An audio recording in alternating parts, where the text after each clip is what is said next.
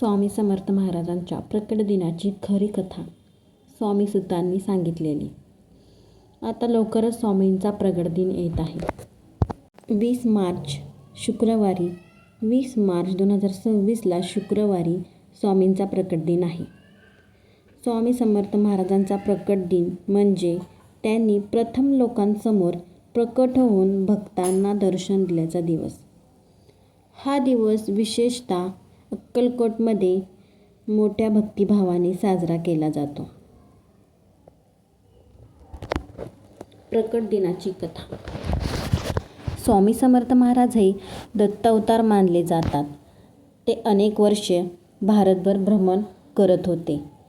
एकदा अचानक ते अक्कलकोट गावात प्रकट झाले. स्वामी हे अनेक वर्ष भारतभर भ्रमण करत होते.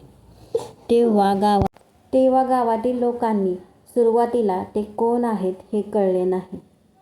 ते गावात कधी मंदिरात, कधी झाडाखाली, कधी एखाद्या भक्ताच्या घरी बसत असे. स्वामी समर्थ महाराज काही काळानंतर लोकांना त्यांच्या चमत्काराची अनुभूती येऊ लागली. अनेक आजारी लोक बरे झाले. अडचणी असलेल्या लोकांना मार्ग मिळाले. त्यामुळे सर्व लोकांचे स्वामींवर विश्वास बसला होता व सर्व लोकांना कळाले की स्वामी कसे आहेत. त्यामुळे लोकांना समजले की हे साधे संत नाहीत, तर दिव्य शक्ती असलेले महान संत आहेत. स्वामी सुतांनी आपल्या कथामध्ये सांगितले आहेत. स्वामींच्या अनेक लीला कथामध्ये वर्णिल्या आहेत. स्वामी समर्थ महाराज अचानक प्रकट झाले आणि लोकांना आध्यात्मिक मार्ग दाखवू लागले. त्यांनी लोकांना एकच संदेश दिला, भिवू नकोस, मी तुझ्या पाठीशी आहे. आणि तो आज पण प्रचलित आहे. आपण सर्व रोज म्हणत असतो. स्वामी समर्थ महाराजांचा हिंदू धर्मात दत्त अवतार मानले जातात. अनेक भक्त त्यांना दत्तात्रेय भगवानांचा अवतार मानतात. स्वामी समर्थ महाराज दत्त अवतार म्हणून आता ओळखले जातात.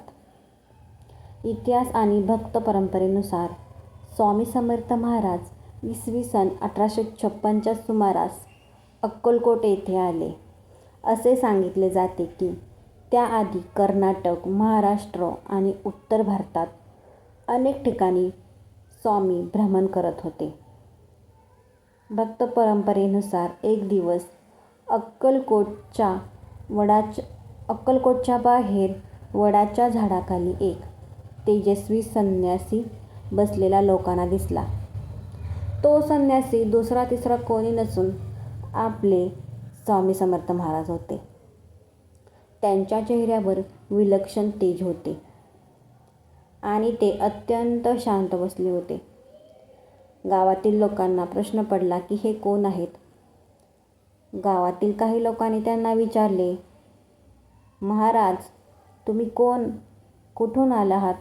तेव्हा स्वामी समर्थ महाराजांनी उत्तर दिले आणि असे सांगितले की आम्ही कर्दळी वनातून आलो आहे.